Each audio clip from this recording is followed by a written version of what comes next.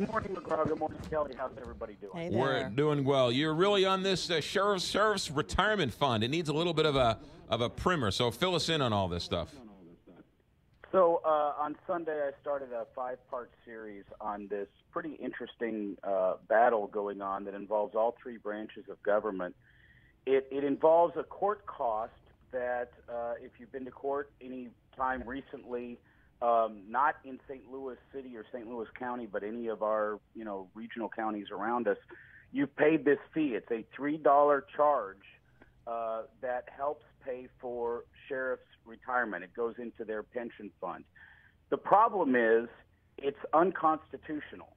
The Supreme Court ruled back in 1986 that charges related to things that aren't directly connected to the dispensation of justice in that court, i.e.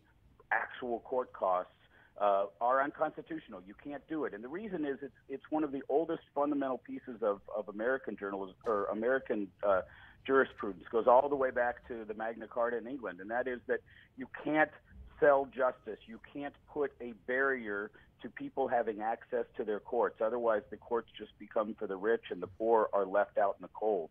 And this $3 charge, it's only $3, but this $3 charge is part of that problem.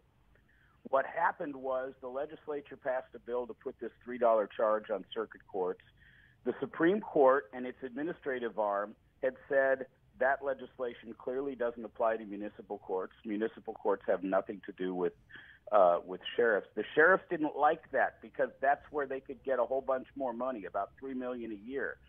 And so they asked Attorney General Chris Koster to issue an opinion that says this fee should apply to municipal courts. He did so. The Supreme Court said, that's fine, you're the Attorney General, but your opinion doesn't guide us. Too bad.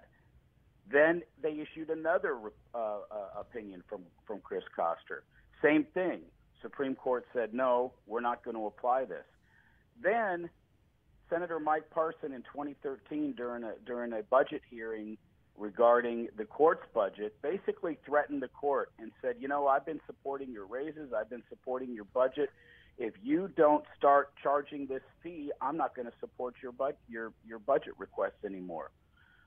About a month after that, Chris Koster issues another opinion after a Senate Republican asked him to do so, the same opinion he had already issued twice, and this time with a new court clerk, the Supreme Court said, we changed our mind. We're going to start applying this to municipal courts. So they took this fee that they knew to be unconstitutional, applied it to municipal courts, and what's been going on since 2013, unbeknownst to a lot of us who haven't been in a municipal court, is that a bunch of judges, the lowest level of judge that exists in the municipal court, knowing that this was wrong, led by a judge here in St. Louis County named Frank Vatterott, whose name you might have heard because he was involved in some of the Ferguson discussions as it relates to municipal courts. Vatterott and a whole bunch of other judges said, no, we're not going to charge it. The court's wrong. They know they're wrong. We're basically standing up in protest against the Missouri Supreme Court. And it's come to a head now because the Sheriff's Retirement Fund has sent letters to all of these courts saying, you're not paying the fee. There's a Supreme Court order that says you have to pay the fee. Start paying it or we're going to do something. What that something is, I don't know, because if they go to court, they're going to lose. So the Supreme Court has made it clear this is an unconstitutional fund, and they just haven't been willing to fix their mistake. Okay, a couple questions. When you said Supreme Court, you meant the Missouri State Supreme Missouri Court, Supreme right? Court, yes. Yeah. Okay. So, So you said they changed a different court clerk and then changed their mind. That seems I'm somewhat confused by that. A court clerk has the ability to has that much power? The clerk of the Missouri Supreme Court is sort of like the one of their primary advisors, deals with the legislature for them, advises them on things, ultimately guides a lot of the administrative function of the court. Understand the Missouri Supreme Court is not just a body that sits in judgment when cases come before them. They are also, in effect, the administrators of the third branch of government, the judicial branch, and their clerk, who was Bill Thompson and is now retired, is now Betsy Aubuchon. Their clerk oversees a lot of those administrative functions and has a fair amount, can wield a fair amount of power.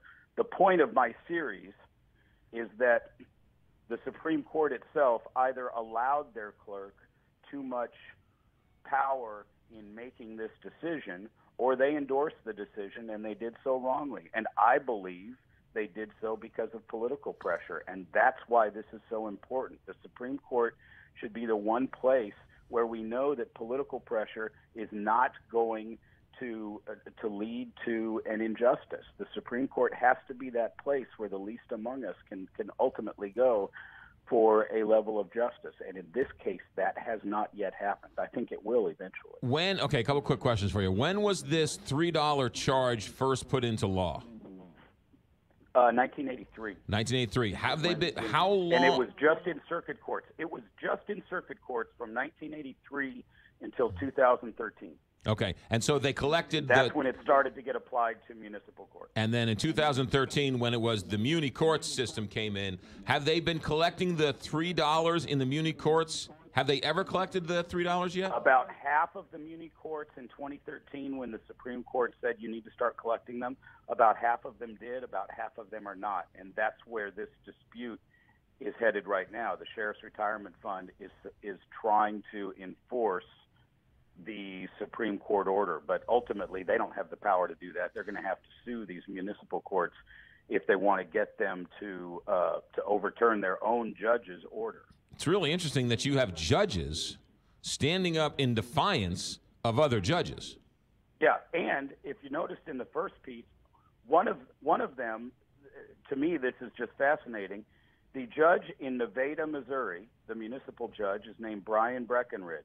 He has filed one of these orders that says this fee is unconstitutional. We are not going to collect it in Nevada, Missouri.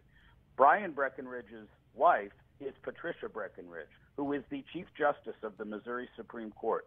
He is standing in direct defiance, not just to the Chief Justice of the Missouri Supreme Court, but to his wife. It is fascinating, this battle between the judges. And I think, and some of the judges and legal people that I've been talking to believe, the judges know it's unconstitutional. They know this is wrong. And politically they're afraid because sheriffs are a very powerful force. And the Republicans who control the legislature, and this is not a partisan thing. Chris Koster was involved in the original conspiracy. This is not entirely a partisan thing. But the judges are afraid that if they tick the sheriffs off, the sheriffs will get their friends in the legislature to punish the court. Well, that's what this is about. The court has to have the courage to stand up to the other branches when the other branches overstep their bounds. That's what the Supreme Court is for, and that's what this series is about, is basically telling them you have to do the right thing here. You have to not apply this fund to municipal courts. When judges are in defiance of other judges, does a federal court come in and take a look at this? How does this? I mean, it sounds to me like it's a constitutional crisis of some sort. Well, it is a bit of a constitutional crisis because, as you'll find out in Part 4, that'll be on STL Today later this afternoon and in your paper tomorrow morning, one of the judges, municipal judges who stood in defiance, Frank Vatterott, filed a lawsuit to try to have the courts deal with this appropriately through the court system. And that lawsuit was delayed and delayed and delayed, and it went up to the appeals court, and ultimately that lawsuit was dismissed, but it was dismissed for standing. They never ruled on the constitutionality. They never even took argument on what the main issue is, whether or not this fund is both being interpreted wrongly from the statute, which is poorly written, and is also just blatantly unconstitutional. They never ruled on that. They basically said, you can't file the suit. You don't have the proper standing, which is an important matter, but also is a way for the court to punt, to just not have to deal with the issue. And that's what happened in this case. So the court has had opportunities to rule on this, and has tried to avoid opportunities to rule on this because they know what's going to happen. What's going to happen ultimately, if the Missouri Supreme Court has to rule, is they're going to rule that the charge is unconstitutional. They may well rule that it's even unconstitutional in the circuit courts, in which case the sheriffs are going to have to find another way to fund their pension. And that's what everybody's trying to avoid, because then they're going to have to go to the legislature. And you know as well as I do, the legislature isn't very good at finding money for things these days. All right, Tony, causing more trouble as always. All right, so part of a 5-part series. Parts what, 1 or 2 are out already? Is that right? Parts 1, 2, and 3 are out. 3 is in this morning's newspaper. 4 will be tomorrow, Wednesday. 5 will be on Thursday. All right, good. And we'll have you back on Thursday to wrap it all up. But everything is online at stltoday.com. Tony, thanks for checking in, Tony. Yep. 8:31 here.